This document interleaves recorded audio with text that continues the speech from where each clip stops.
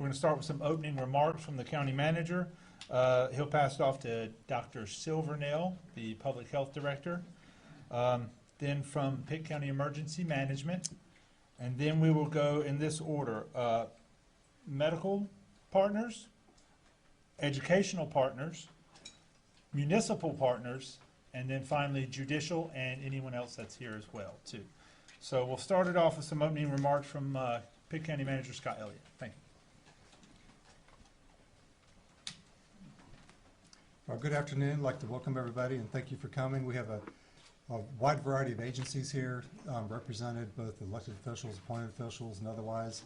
And just this is following a interagency call of about a couple dozen different agencies we had earlier today. We had the engagement of all of our municipalities on that call. And again, thank you for coming. We thank you for coming, especially on such short notice as it is. As with previous times where we've come together like this, we once again are facing a force of nature. The difference in this particular case is that the threat we have this time is one that we can see. But regardless of whether we can see a threat or not, we still prepare. And once again, we're coming together as a community to show our preparedness. I sincerely hope the residents of Pitt County are encouraged by the display of unity among our municipal, government, and community partners here today and leave this feeling informed of the efforts being made to ensure the safety of us all. At this point, I'll now turn it over to our Public Health Director, Dr. John Silvernail. He's going to give a brief situational overview. Dr. Silvernail.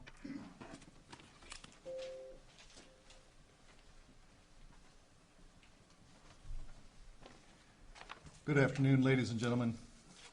Good afternoon, my fellow Pitt County residents. I'd like to share some information with you about the coronavirus, currently known as COVID-19. First, we have no confirmed cases in Pitt County at this time. Several tests are pending, and we fully expect that sooner or later we will have a positive result. Any physician, nurse practitioner, or physician's assistant can order a COVID-19 test through one of the following labs. The State Lab of Public Health, that does require prior approval by the state epidemiologist, Laboratory Corporation of America, otherwise known as LabCorp, and Quest have commercial assays that are available for any physician to order should the testing be recommended. Please remember, we are still in cold and flu season, and you should be tested for at least influenza before being tested for COVID-19. If you are not sick, you do not need to be tested. If you do need medical care, please call your provider before you go so they can prepare for you. Providers, please continue to see your patients and treat your patients. Pitt County Health Department is currently operating on normal schedule and has normal staffing. We have canceled or postponed some of our larger functions like the annual maternity fair. Smaller groups will continue to meet as long as we deem it safe for them to do so. Please reconsider attending events as recommended by Governor Cooper. That includes events with more than 100 people in attendance. Smaller events and smaller venues may also warrant being avoided. Please use your individual judgment as to what you see as safe for those things. We are taking calls at the Health Department Monday through Friday between 8 a.m. and 5 p.m. for individuals who have questions about COVID-19. That number is 252-902-2300. 252-902-2300. After hours and on weekends, individuals may call the state's coronavirus helpline at 866-462-3821.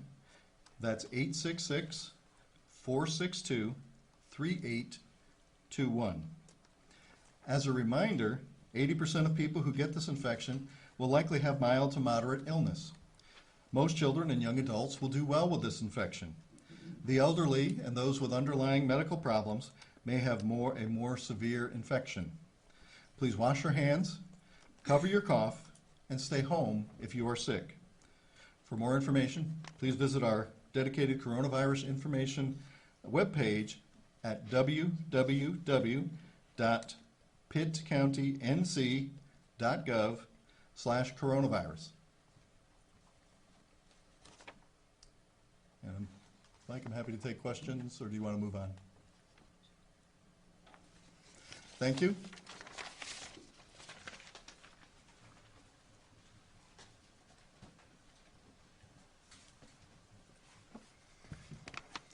Good afternoon. Pitt County Emergency Management's been working with our partners with Pitt County Public Health and North Carolina Department of Health and Human Services. During any infectious disease events such as COVID-19, Pitt County Public Health is the lead agency, whereas the Pitt County Emergency Management will be in a supporting role with incident action planning, logistic planning, and interagency coordination. As the emergency management continues to work with our state, local, and federal partners, we ask everyone to follow the precautions from the Pitt County Public Health and the North Carolina Department of Health and Human Services. And that information is located on the Pitt County government website and social media page. Anyone have questions of emergency management? Thank you.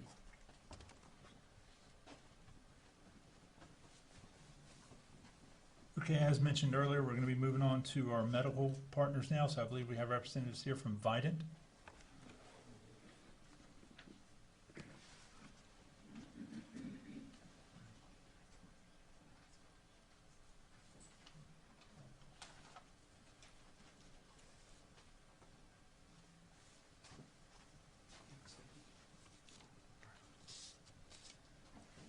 Good afternoon.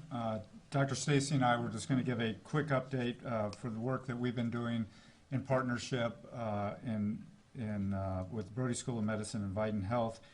And first, I'd like to just thank all of our providers, nurses, and community leaders in coming together to have a community response to this evolving event.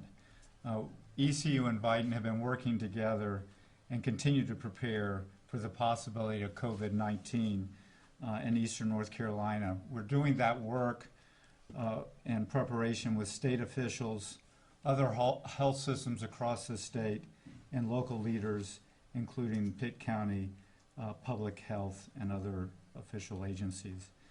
We're confident that we will be monitoring the events. Daily, we are having huddles to watch this evolving event and make appropriate changes to assure that we can provide care across our 29 region and meet our mission. Couple quick things. We're in a really planning and monitoring phase right now, and so we continue to be ready for any event that will come before us. It's very important for you to seek help with your local and your primary care physicians if you feel ill. We want to make sure that we take care of everybody, but we want to take care of everybody in places that will allow the system to work at its maximum function and we don't peak out.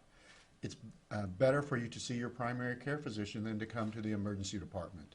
So if you don't remember anything else today, that's what I would like you to remember, is seek care from your normal primary care facilities, and then we can decide whether you need to go to the emergency medicine department. Thank you.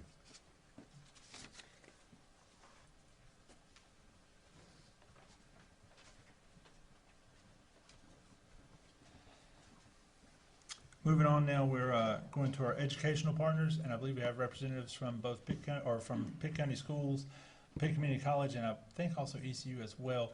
I think if we can, let's start with Pitt County Schools, and we'll go from there.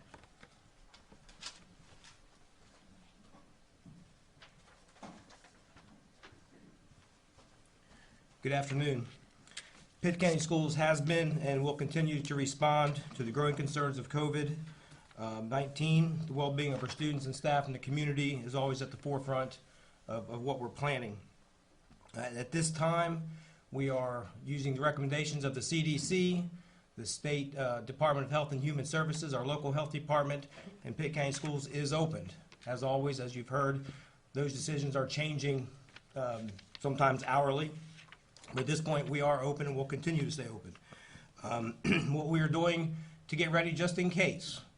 We have been working with our staff. We have spent the last 2 days creating online learning packets for all of our students that they'll be able to get one day next week or whenever it happens, if we happen to close. So we're putting those pieces in place. We'll be able to do digital programs, online packets, or just hard copies, back old school paper and pencil. We have also worked with our maintenance department. They're in the process of multiple times a day cleaning schools, wiping down surfaces, desktops, doorknobs, phones, things that you would expect. School nutrition program has ordered extra food for next week. If we need to close at any time, we'll be able to start serving breakfast and lunches to our students. We have a special waiver from the USDA to have a summer feed program, even though it's still winter. We will have a summer feed program. We're working out options on how to deliver that to where the students live. So that's part of the waiver. We can actually get that out of the buildings and into where the students are. So those are the main things we're working on. Obviously, travel, athletics have been cut. We've also reduced or limited all of our field trips. There was no travel. After today, I think the last athletic events will be this evening as well. As well as we did have some Battle of the Books and some other contests, but after today, there will be nothing else. So, but schools will stay open.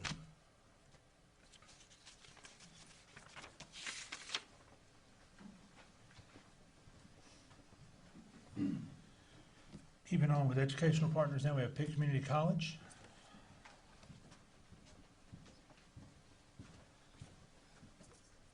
Thank you for having us. The biggest thing that I want to get across from Pitt Community College is that we'd ask our students, faculty, and staff to monitor the website for continuing developments. The college did extend spring break for students through next week. We are working with our faculty and staff on alternative delivery methods for students. We're going to move all the classes that we can online. We're opening up labs as long as the CDC and state and local government say that it is safe to do so. For students that don't have internet access, will be able to come to campus. That said, this is an evolving situation. Right now, we will be running on alternative delivery methods through April 5th, but we'll have an announcement out by April 3rd on what we're going to do. The college has canceled all local travel, all state travel, all international travel.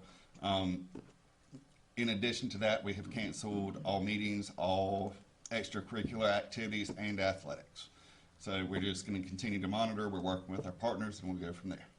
Any questions? Thank you. And we will also open up for a brief period of questions to everybody once we're done with this. There is a representative from ECU here. We'll have them available for questions once we're done as well. So moving along, we're going to go down to our municipal partners. I think we're going to start it with the city of Greenville, and we'll go from there.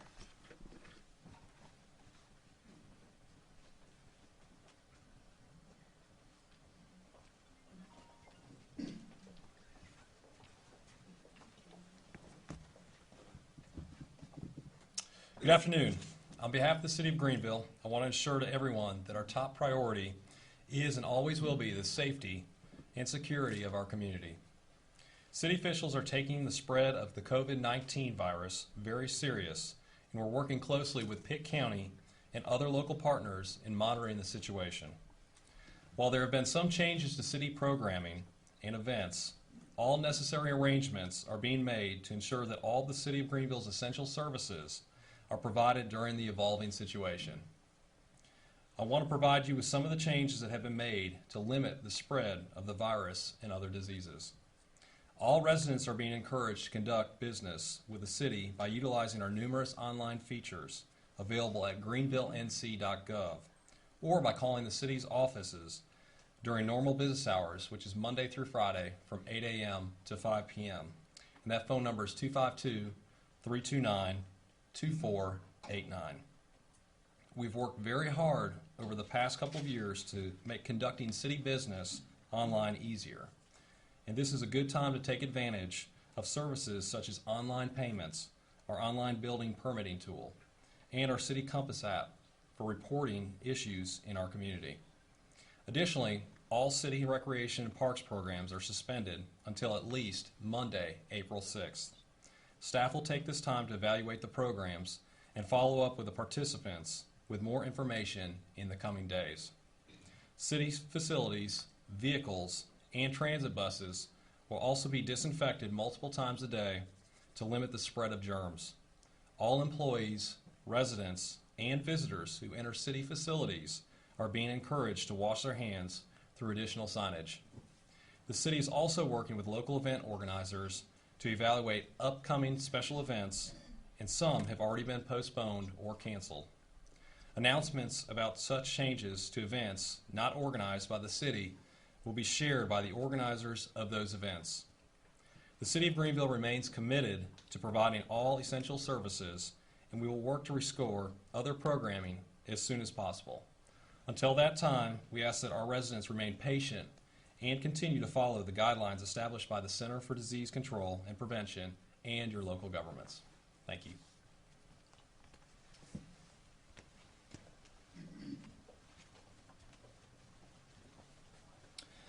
One note, I don't know if there's a representative here, but there is a note from the town of Ayden that they will suspend all recreational and sporting events until April 6th. And that is from the town of Ayden again. For that information, if there are any Ayden residents watching, you can find that on their website at ayden.com, or will also be posted on the county's coronavirus information page of our website as well. In keeping with municipal partners, I am sorry I did not get a list, but if there are any other municipal partners who would like to speak on their response efforts now, feel free. If not, we'll just leave it open for questions for that later. All right, we'll move along now to judicial partners. I think that we have some information on that.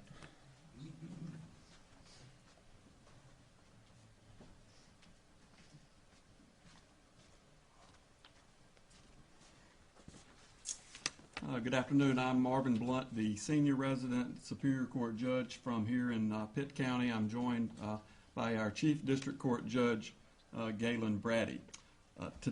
Earlier today, and pursuant to North Carolina General Statute 7A-39B, the North Carolina Chief Justice Cherry Beasley directed that all superior courts and district courts, both civil and criminal, be postponed effective Monday, March 16th until after April the 16th.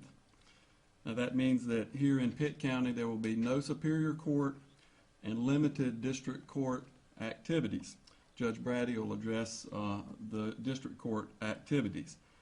So given that there will be no superior court or district court cases, anyone that is on jury duty before April the 20th will not have to show up or attend. We at the courthouse want everyone to know that the first priority is the health and safety of the public and to our courthouse employees that serve the public. We want everyone to know that the courthouse judicial offices will be open, including the clerk's office, and will remain open during normal business hours. However, the public should not visit the courthouse in Pitt County, and we're being asked statewide if anyone or any of the following apply. If anyone has visited the countries of China, South Korea, Japan, Italy, or Iran in the last 14 days, if you reside or have had close contact with anyone who has been in one of these countries named in the last 14 days, if you've been directed to quarantine, isolate, or self-monitor at home for the coronavirus by any doctor, hospital, or health agency, if you've been diagnosed with or have had close contact with anyone diagnosed with COVID-19, or if you have flu-like symptoms or you are at risk of severe illness or have chronic medical conditions. We've been provided by the state judicial office and the Chief Justice Office with this placard that will be placed on the outside of all of our courthouses, our courthouse here and the courthouses across the state that enumerates these conditions. Please note that the Pitt County Magistrate's Office at the detention center will remain open 24/7. However, magistrate courts such as small claims court will be postponed until after April the 16th. If you have an estate or special proceeding before the clerk of court during this time, call the clerk's office for further information.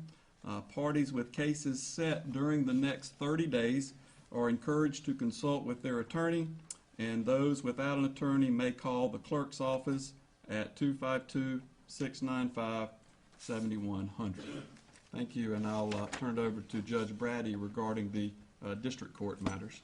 Thank you, Judge. Good afternoon. My name is Galen Brady. I'm the Chief District Court Judge here in Pitt County. As Judge Blunt mentioned, we had a directive issued to us from Chief Justice Sherry Beasley this morning, and in conjunction with other stakeholders at the courthouse, we're trying to support her wishes about trying to stop the spread of the coronavirus to people that may come into contact in the court system with a number of other people. We have, on certain administrative court days, we'll have an average of 1,500 people coming in and out of the courthouse, and that's one of the things we've got to address. After meeting with myself, Judge Blunt, members of the Sheriff's Office, the Clerk's Office, Sarah Beth Fulfer Rhodes, has also been very instrumental in trying to come up with a plan to address that.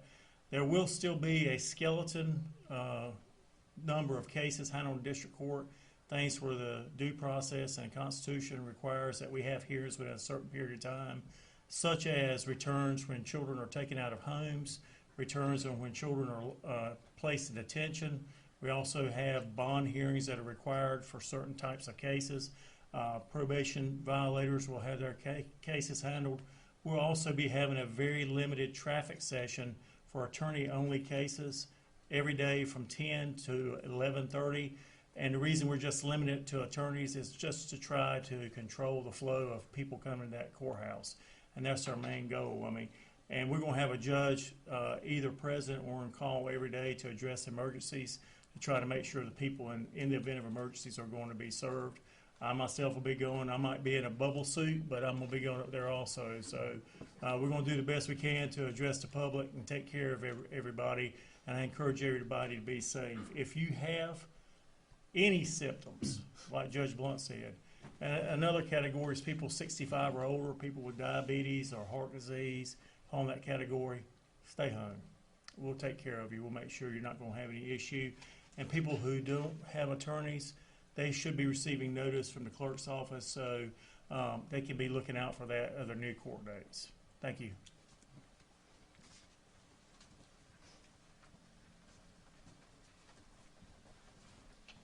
While we're still in this category here, I will make note that we have representatives from the Pitt County Sheriff's Office who will be available for any questions once we're done with the rest of the roster.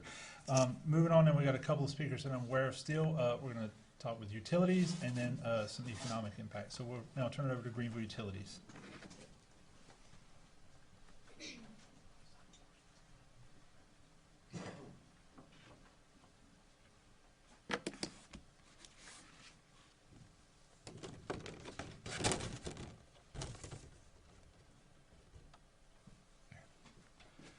Good afternoon. Greenville Utilities remains fully operational and has worked very hard over the past 10, 20 years to create emergency management plans to help take care of situations like this. So we do have plans in place to ensure that employees will be able to continue to provide reliable, life-sustaining utility solutions throughout this event and any others. We have a plan that we've been working on, especially the past 2 weeks, to update the pandemic preparedness plan, and we're ready to execute it. At this time, I'd like to urge all of our customers who normally come into our offices to pay their bills, please utilize our web technology and pay your bills and conduct your other business online at guc.com, or you can use our telephone service at 252-752-7166. Customers who use our express office on Greenville Boulevard are encouraged to utilize the drive-through lanes instead of having to come inside the office if you must come in and pay in person. Now, folks who do need to come into GUC's offices will be required to use hand sanitizer as they enter and exit the building. Effective immediately, GUC is suspending all water disconnects due to non-payment. We want to ensure that all of our customers have safe, clean, reliable water service no matter the situation, whether it's for drinking or properly washing your hands through this situation. We are also suspending all tours of our water treatment plant and our wastewater treatment plant. And most importantly, I'd like to urge all of our customers, once again, who come into our offices, please conduct your business online at guc.com.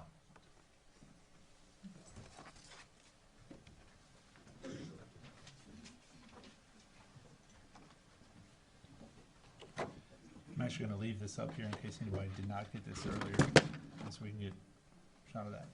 I think we have some remarks on economic partners. I believe Kate Teal, was she here? Oh, there.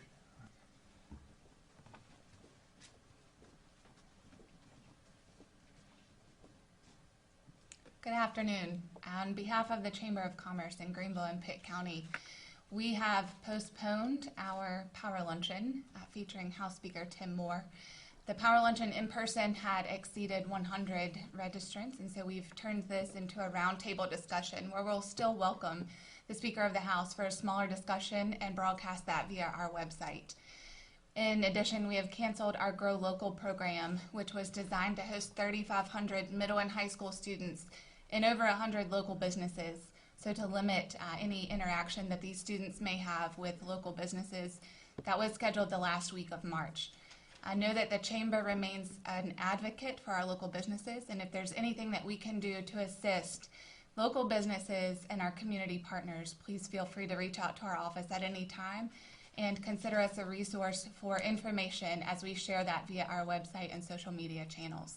Thank you to Scott and the county for coordinating this important information session today.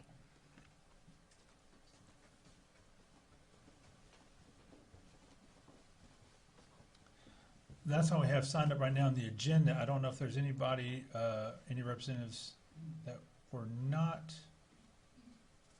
sent to me. Anybody? Okay, we'll open up for a brief period of some questions. All the speakers who have just been up here are still here, so if there's any particular agency that you have that you'd like to ask questions of, please just let us know now. We'll try and get them back up here to answer anything that was specifically said. Dr. Silvernail and Dr. Linker.